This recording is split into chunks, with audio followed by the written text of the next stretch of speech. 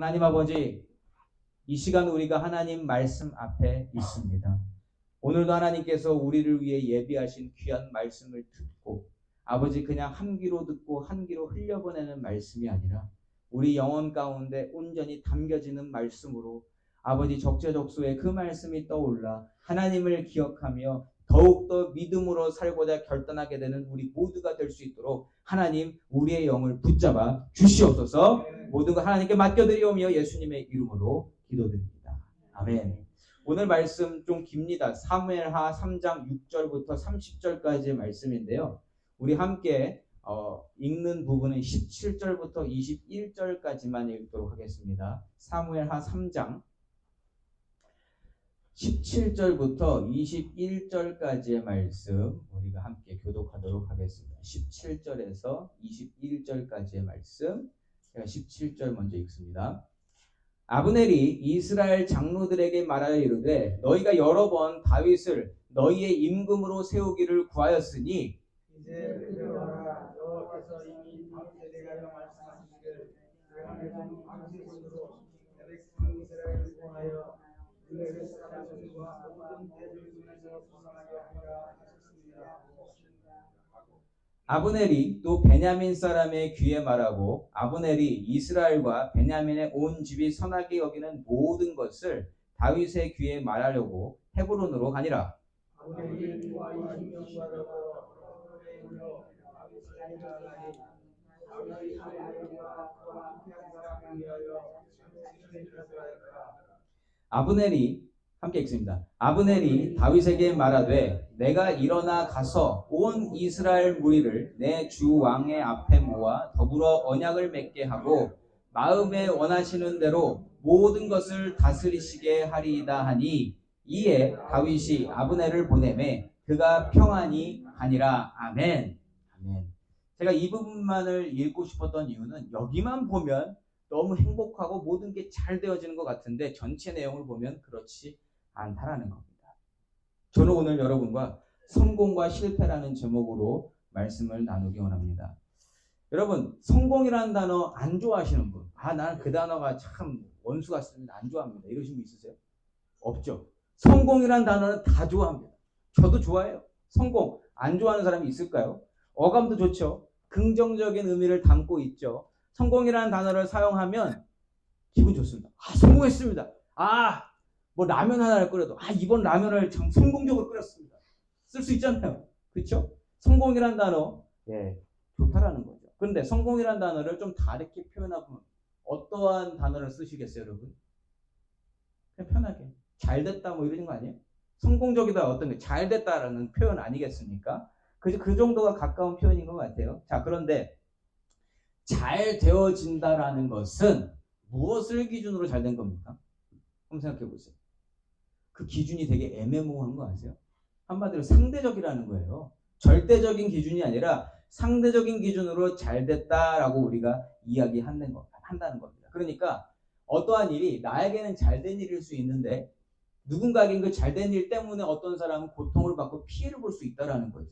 그럼 그 잘된 거는 정말 다 잘된 거예요? 안 그렇다라는 거죠. 이 기준이 애매모호합니다. 성공은 그래서 굉장히 상대적인데 오늘 우리가 살펴볼 것은 이 성공에 관한 것이에요. 그런데 어떤 기준에서의 성공을 말하고 있는가 이것을 찾아보고 싶습니다. 저는 여러분들께 먼저 축복해드리고 싶은데 저와 여러분이 이번 2024년 한 해를 성공적으로 살아가시기를 예수 이름으로 축원합니다. 아멘 하셨을 때 어떠한 아멘으로 받아들였을지 저는 잘 모르겠어요. 성공, 다 각자 생각하는 성공이 있을 거 아닙니까? 근데 저는 하나님 안에서 성공하는 삶이시기를 여러분들께 축복해드렸습니다. 하나님 안에서 성공하시는 삶, 하나님이 뜻하신 바 안에서 하나님께서 이루고자 하시는 그 계획 안에서 하나님을 잘 따르는 성공을 이루시기를 축복해드렸다는 거죠. 여러분도 그러한 뜻으로 받아들여주셨을 줄 믿습니다. 아니라도 어쩔 수 없어요. 왜냐하면 제가 한 게 그런 의미를 가지고 있으니까. 예수를 믿는 자로서의 성공은요. 세상이 가르쳐주고 있는 우리 머릿속에 세뇌되어 있는 그 의미와 좀 다르다라는 겁니다. 세상의 눈으로는 잘 안 보여요. 어떤 성공이 하나님 말씀하시는 성공, 이 영적인 성공은 세상의 눈으로 아무리 보려고 해도 그게 성공적으로 보이지 않습니다.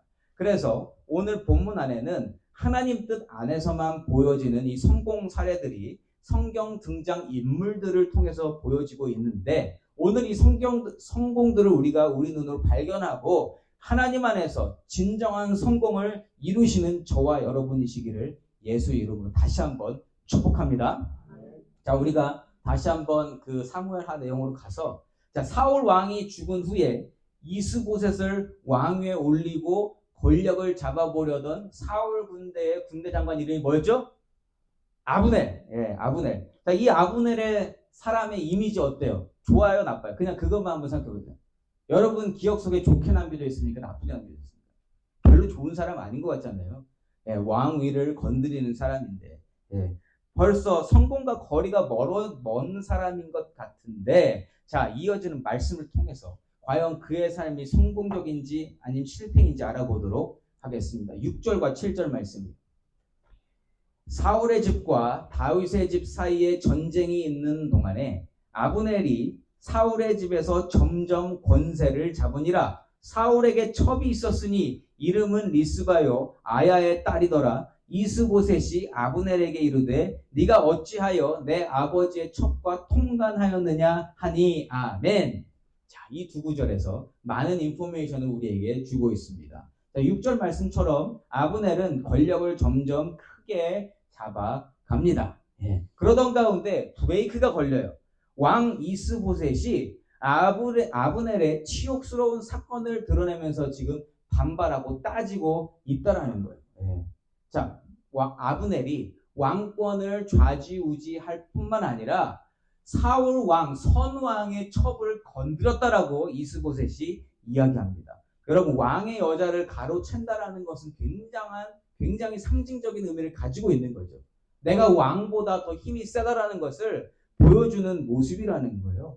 자, 이스보셋이 이렇게 말하고 있는 이유가 있습니다. 이스보셋은 지금 아브넬에게 눌려가지고 자기가 왕인데도 불구하고 왕의 역할을 못하는 것 같은 스스로 얼마나 자책하고 있겠어요? 그러니까 그거 자기가 회복하고 싶지 않겠습니까? 그러다 보니까 아브넬의 어떠한 치부를 드러내서 깎아내리려고 하고 있다. 이스보셋이 이렇게 하니까 아브넬이 이러한 반응을 보입니다. 8절과 9절 말씀이에요.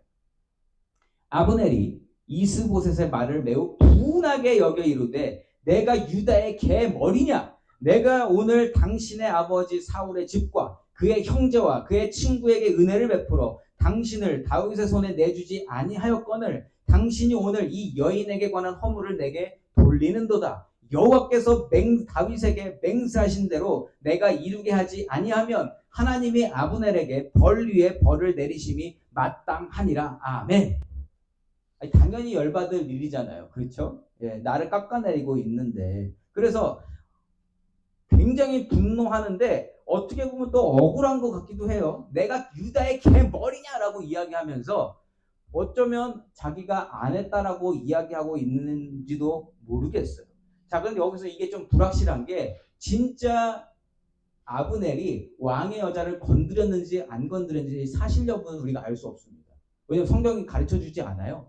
그냥 이 이슈가 터졌을 뿐입니다. 자, 그런데 오늘은 우리가 이게 진실인지 거짓인지 여부를 따질 필요는 없어요. 왜? 우리가 오늘 말씀을 보는 관점은 이 일들을 통하여 성공과 실패를 따져보는 것이기 때문에 별로 중요하지 않습니다. 어쨌든 아브넬은 자기의 행동에 대해서 이야기하는 이 이스보셋 왕에 대해서 분노하면서 자신이 사울 왕가에 얼마나 충성했던 신하인지를 드러내고 있죠. 내가 어떻게 했는데. 예, 그게 8절 후반부입니다. 자, 그렇게 하면서 내가 다윗이 왕이 되지 않도록 얼마나 힘을 썼는데 당신은 지금 무슨 얘기를 하고 있냐? 그러면서 지금 이제 보복으로, 이 모든 일에 대한 보복성으로 어떻게 하겠다? 이제 나 다윗한테 갈 거야. 내가 하나님이 시키신 대로 하지 아니하면 내가 하나님께 벌을 받아도 마땅한 존재다라고 이야기하는 거예요. 그게 9절이죠. 9절에서 이야기하는 게 자기를 고발하고 있는 이스보셋에게 가장 강력한 배신이자 패배로 여겨질 수 있는 다윗에게 항복하는 일에 대해서 하나님의 이름으로 맹세하고 있다는 거예요. 예. 여기서 볼 때, 자, 아브넬의 입장에서 여러분, 자기가 왕이 되려고 하던 일 성공적으로 진행되고 있습니까? 아니면 실패에 가깝게 됐습니까? 왕이 될 것 같지 않잖아요. 지금 왕 위를 다윗에게 주러 간다고 했었잖아요. 그러니까 한순간에 지금 모든 게 무너져 버렸죠. 왜요? 한 가지 사건 때문에. 이걸 보면 아마 사실이지 않을까, 본인도 부끄러워서 왕이 될 수 없었겠다 이렇게 생각이 들기는 해요. 어쨌든 그 왕이 되려는 계획은 실패하고 있습니다. 예. 왕권을 거머쥐려고 무시할 수 있을 만한 이스보셋을 내세웠는데 지금 이스보셋이 발끈해서 나오고 있다라는 거예요. 자, 근데 오늘 우리는요, 이것을 아브넬의 입장이나 이스보셋의 입장이 아니라 하나님의 입장에서 이 모든 일을 바라보고 싶은 거예요. 자, 그러면 하나님의 시각으로 하나님의 뜻 안에서 바라보면 이것은 실패다, 성공이다? 성공적인 부분입니다. 왜요? 하나님께서 말씀하신 바 다윗이 이스라엘 왕 위에 올라야 되는 거잖아요. 그 일을 하나님께서는 조금씩 이뤄가고 계시는데 지금 가장 큰 벽이 뭐예요? 사울의 왕가와 이스라엘 11지파야 지금 그 무리가 지금 가장 큰 벽 아니겠습니까? 그런데 지금 스스로 자멸하고 있다는 거죠. 스스로 싸워서 자기들끼리 지금 붕괴하고 있다.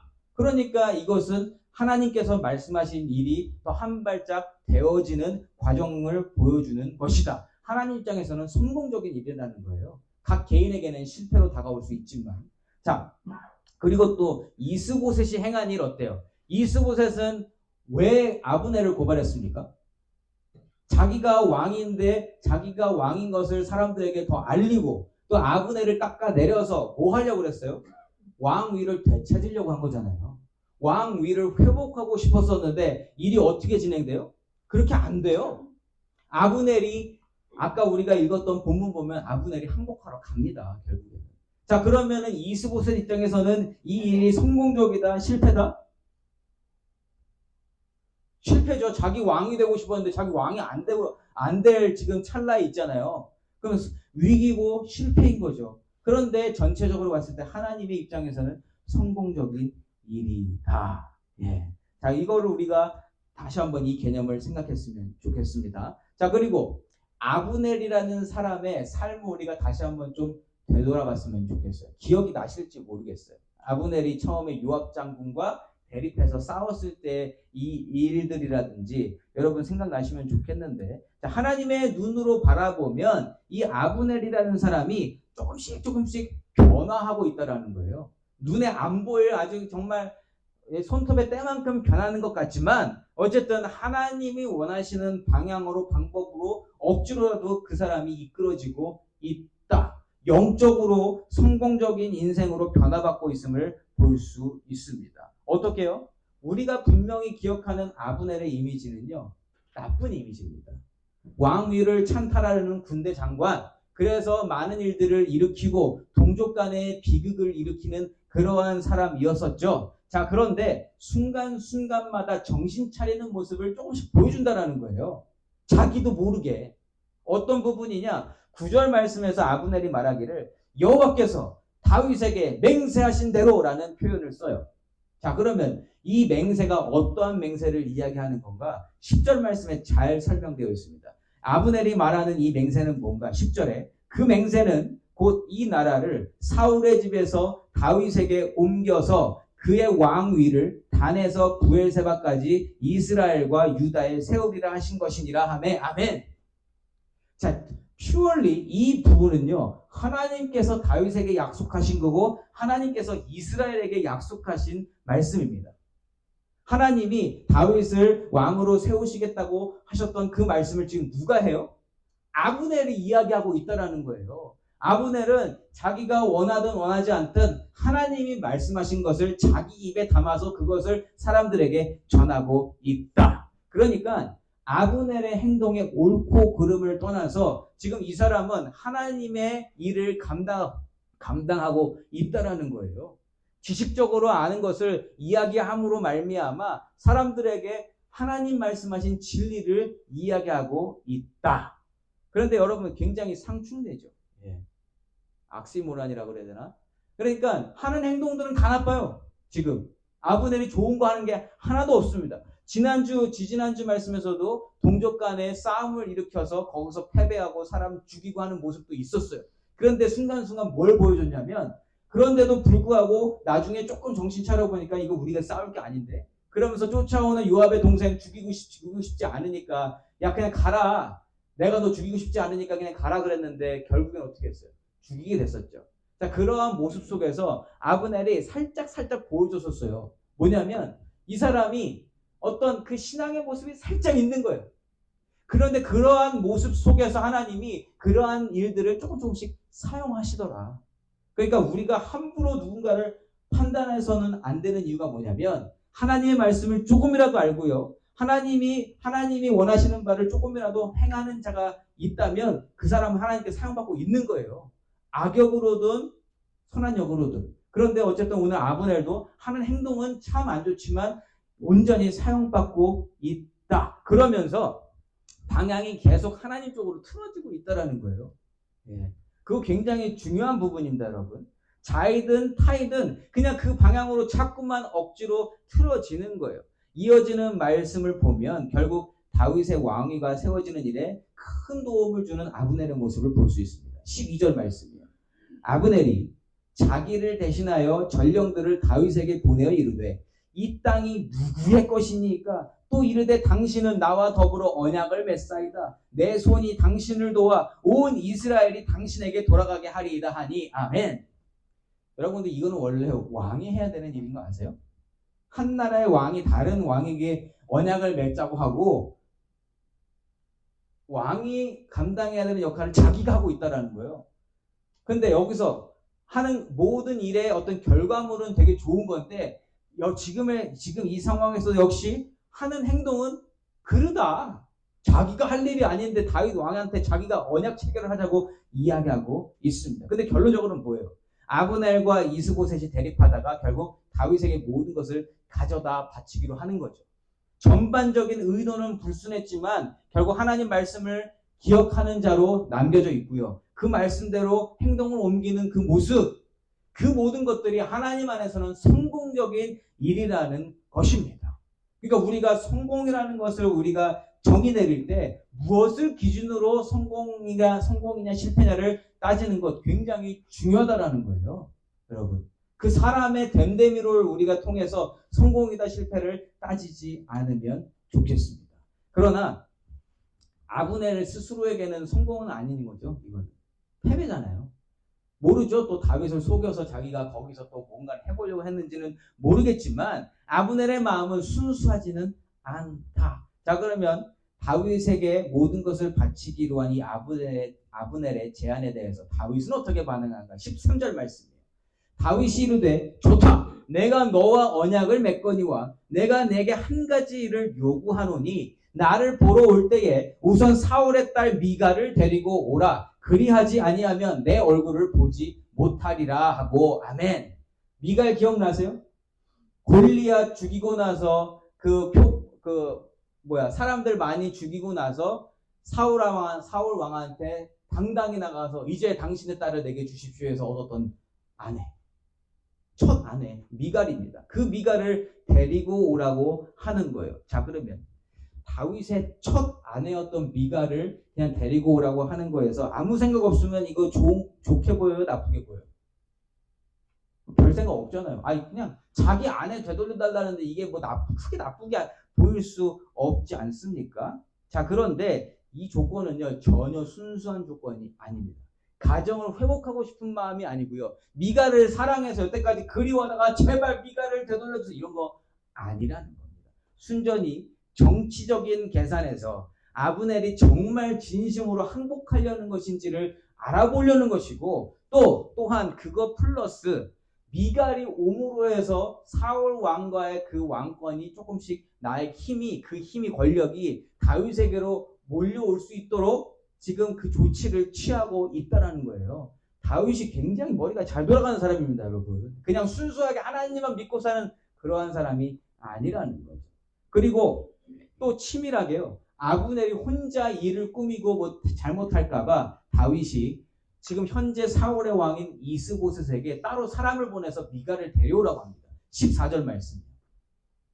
다윗이 사울의 아들 이스보셋에게 전령들을 보내 이르되 내 처 미가를 내게로 돌리라. 그는 내가 전에 블레셋 사람의 포피 100개로 나와 정원한 자니라 하니. 아멘. 이스보셋이 이 사실을 모르겠어요?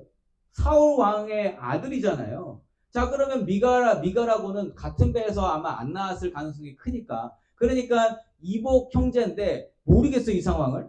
안단 말이에요. 근데 다윗이 어떠한 의미로 이야기하고 있는지 정확하게 아는지 모르는지는 모르겠지만 어쨌든 결과는 어떻게 되냐면 이스보셋이 미가를 뺏어다가 다윗에게 보냅니다. 15절과 16절에 이스보셋이 사람을 보내 그의 남편 라이스의 아들 발디알에게서 그를 빼앗아 오매 그의 남편이 그와 함께 오되 울며 바오림까지 따라왔더니 아브넬이 그에게 돌아가라 하매 돌아가니라. 아멘. 예. 아브넬에게도 이야기했고 이스보셋에게도 이야기했는데 이스보셋이 나서서 미가를 빼앗아 오게 했습니다. 근데 여러분 이거 굉장히 안 좋은 일인 거 아세요? 지금 미갈은요 이미 다른 사람과 결혼해서 살고 있는 중입니다. 물론 애초부터 이스라엘의 율법으로 따지자면 전 남편이 있고 이혼한 게 아니니까 이 사람은 미갈은 결혼하면 안 됐어요. 근데 어쨌든 그렇게 될 것 같지 않으니까 영영 못 볼 것 같으니까 어쨌든 다른 사람하고 결혼했잖아요. 그럼 그 가정도 가정이잖아요. 근데 지금 가정이 파괴됐습니다. 누구 때문에? 다윗 때문에. 다윗이 그냥 자기의 정치적 계산으로 말미암아 한 가정이 있는지 없는지도 몰라요. 그냥 미갈 데려오라고 한 겁니다. 그랬는데 지금 이스보셋과 아브넬 어떻게 해요? 다른 가정에 아무 신경 안 써요. 그냥 지금 이 모든 상황에서 내가 얻을 유익만 생각하고 있습니다. 여러분 지금 그 미갈의 현재 남편이 어떻게 했다고요? 16절에 그의 남편이 그와 함께 오면 울며 바울이까지 따라왔대요. 울면서 왜 데려가냐고 제발. 그런데 지금 데려가는 사람이 누구예요? 왕이에요. 왕이고 군대장관입니다. 어떻게 할 수는 없으니까 슬퍼 죽겠는데 따질 수는 없고 그러한 모습을 보여주고 있다. 자, 여러분, 자 그러면 이 상황은 성공입니까? 실패입니까? 누구에게 성공이고 누구에게 실패입니까? 다윗은 성공한 거예요, 여러분? 다윗이 얻고 싶은 것을 얻은 게 과연 성공이라고 할 수 있냐는 거죠. 이게 하나님 기뻐하시는 일입니까? 하나님 기뻐하시는 일 아니에요. 하나님이 가정이 파괴되는 걸 왜 기뻐하시겠냐고요. 뭐 누군가 이렇게 이야기할 수 있어요. 아니 그래도 전처를 다시금 얻은 거 아닙니까? 그거 이전에 한 가정이 지금 무너지고 한 영혼이 지금 마음 아파하고 있잖아요. 그러면 이거는 실패인 거죠. 하나님 앞에서. 저는 성공이라고 보기 어렵습니다. 왜요? 가정이 깨어지는 부분에서 분명히 하나님이 원하시지 않는 부분이라는 것이기 때문이죠. 예. 여러분, 삶의 실패와 성공은 내가 얻고자 하는 것을 잘 얻어서 성공이 아니고요. 내가 얻고자 하는 것을 못 얻어서 실패가 아니라는 겁니다.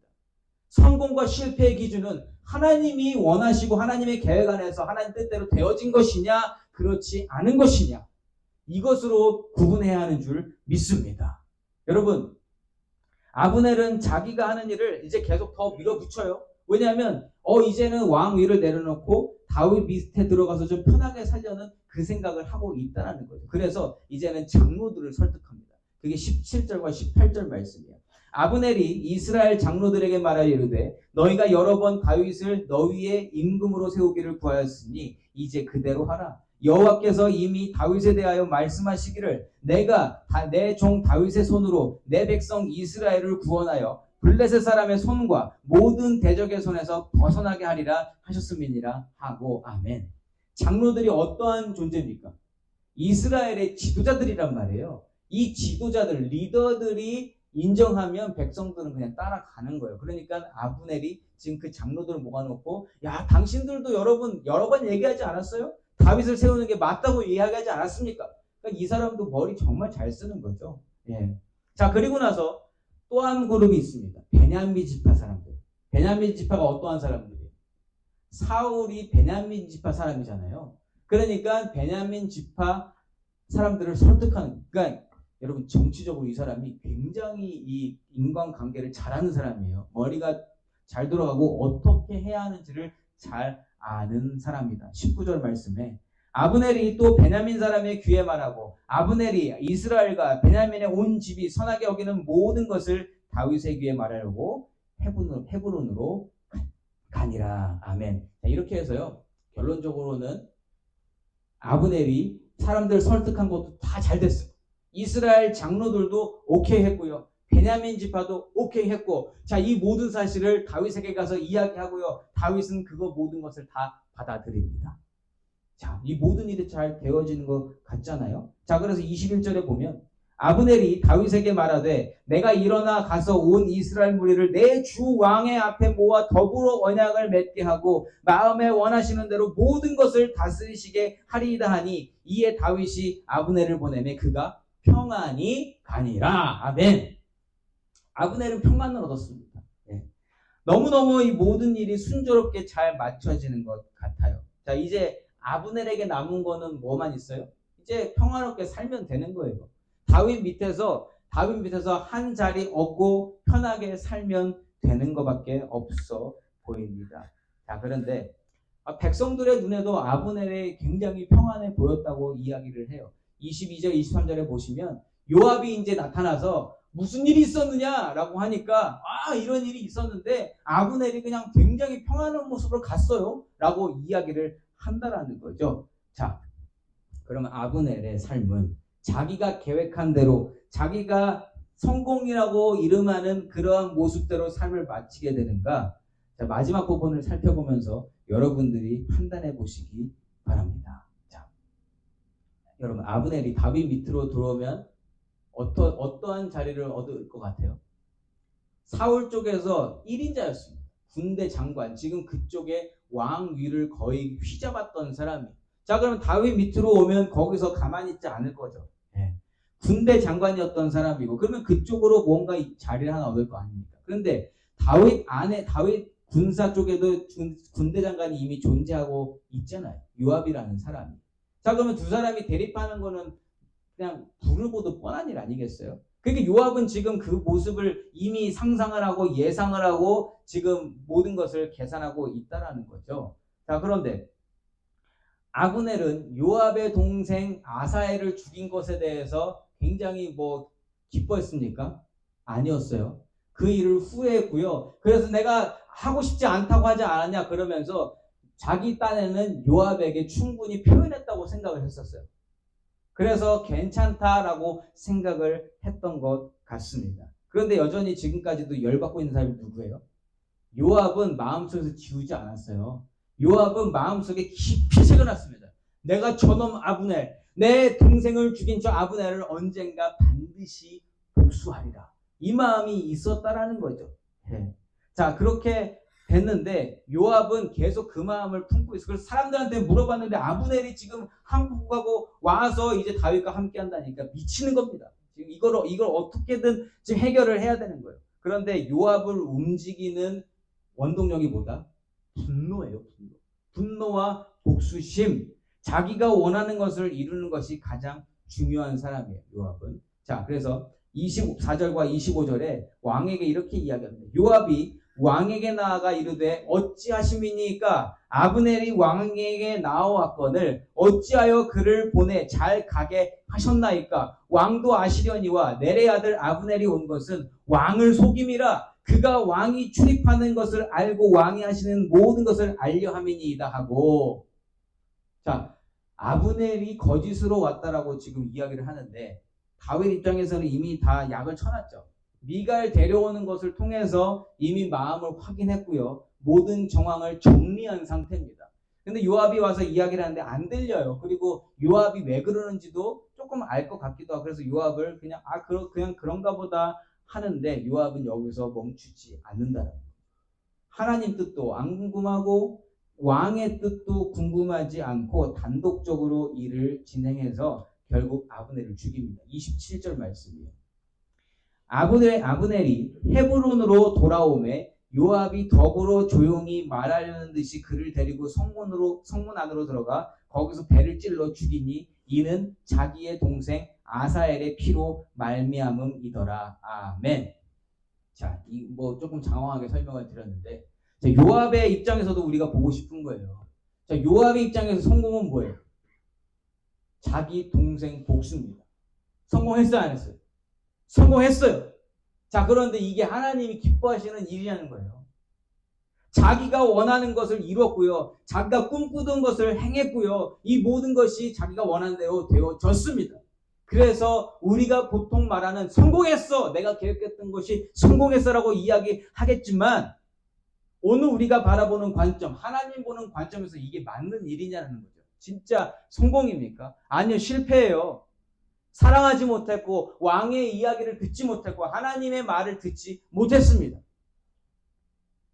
이 일 때문에 요압은요, 다윗으로부터 저주를 받고 그 결국 저주의 끝을 보게 된다는 거예요. 어떤 저주를 받냐? 28절과 29절 말씀이에요. 그 후에 다윗이 듣고 이르되 넬의 아들 아브넬의 피에 대하여 나와 내 나라는 여호와 앞에 영원히 무죄하니 그 죄가 요압의 머리와 그의 아버지의 온 집으로 돌아갈지어다. 또 요압의 집에서 백탁병자나 나병 환자나 지팡이를 의지하는 자나 칼에 죽는 자나 양식이 떨어진 자가 끊어지지 아니할지로다 하니라. 아멘. 저주 중에도 이런 저주가 저는 본 적이 없는 것 같아요. 굉장히 무서운 저주를 내리고 있다. 요압 스스로는 성공적이라고 생각했을지 몰라도 오늘 우리가 바라보는 하나님 기준에서 보면 완전히 실패한 삶을 살았다는 것을 확인할 수 있습니다. 자, 여기까지의 내용을 통해서 우리가 성경에 등장하는 각 인물들의 삶에서 어떤 부분이 성공이고 어떤 부분이 실패인가를 따져봤어요. 자, 그런데 여러분, 우리 지금 다 아시는 내용들을 말씀을 드리는 건데 본인들은 알까요, 모를까요? 성공인지 실패인지. 본인들이 각자 정의하는 성공과 실패가 있을 것입니다. 자, 그런데 하나님께서 말씀하시는 성공과 실패가 내가 생각하는 성공과 실패가 항상 일치한다, 안 한다? 안 한다. 일치하지 않는다라는 사실입니다. 그리고 가끔씩은 내가 실패했다고 생각하는 일인데도 불구하고 그것이 하나님 안에서는 성공적인 일임을 우리가 확인할 수 있다는 거예요. 제가 여러분에게 처음에 설교를 시작하면서 축복해드렸잖아요. 하나님 안에서 성공적인 삶을 사시기를 예수 이름으로 축복한다고 말씀을 드렸는데 여러분은 성공적인 삶을 어떻게 살고 싶으세요? 그러면 어떻게 사는 게 그 축복에 맞는 말처럼 그리고 하나님이 기뻐하시는 그러한 성공의 모습으로 사는 것인지 어떻게 아시냐는 거예요. 조금 더 구체적으로 가볼까요? 여러분들이 살아오신 삶 속에서 어떤 부분이 하나님 생각하시기에 성공이고 실패인지 정확하게 구분이 되세요? 잘 안 된다는 겁니다. 왜요? 우리는 죄가 먼저 있어요. 모든 움직이는 근간이 다 나의 유익에 묶여져 있기 때문에 내가 모든 하는 일이 100% 하나님이 원하시는 일이 되어지지 않을 때가 훨씬 많다, 비율적으로. 그런데 아브넬의 삶을 통해서 우리가 좀 위로를 받고 싶은 것은 뭐냐면 내가 의도치 않았지만 내가 알고 있는 하나님에 대한 지식과 내가 배웠던 어떠한 모습 때문에 내가 순간적으로 무언가를 한 것으로 말미암아 하나님의 일이 되어졌음을 저는 확신할 수 있다는 거죠. 저와 여러분의 삶 속에서 반드시 하나님 기준에서 성공적인 일들이 이루어졌음을 저는 분명히 믿습니다. 왜요? 예수를 믿고 살아오셨으니까. 안 되는 삶인데 억지로라도 예수 믿는 삶으로 어쨌든 하나님 내가 그렇게 살고 싶습니다라고 결단하고 살아오셨습니까? 가장 중요한 증거는요. 이 시간 이 자리에서 여러분들이 예수의 이름으로 예배를 드리고 있다는 겁니다. 이 순간만큼은 하나님 앞에 성공적인 삶을 살고 계신다는 것을 저는 분명히 말씀드릴 수 있어요. 자, 그러면 앞으로는 어떻게 살아야 되는가? 솔직히 잘 모르는 겁니다. 어떻게 사는 것이 정말 맞는 삶인지, 어떻게 사는 것이 하나님 보시기에 성공적인 삶을 사는 것인지 잘 모른다라는 거예요. 근데 방법을 하나 알려드릴게요. 방법은요, 믿음으로 사는 겁니다. 어떠한 상황에서도 믿음을 중심으로 생각하고 판단하면 가능성이 훨씬 크다. 하나님 안에서 성공할 수 있을 가능성이 훨씬 클 줄 믿습니다. 아무리 믿음이 좋아도 구별하기는 쉽지 않을 거예요. 왜? 나는 죄와 싸워야 되니까. 끝까지 죄와 싸우고 끝까지 사단 마귀는 나를 붙들고 있을 거니까.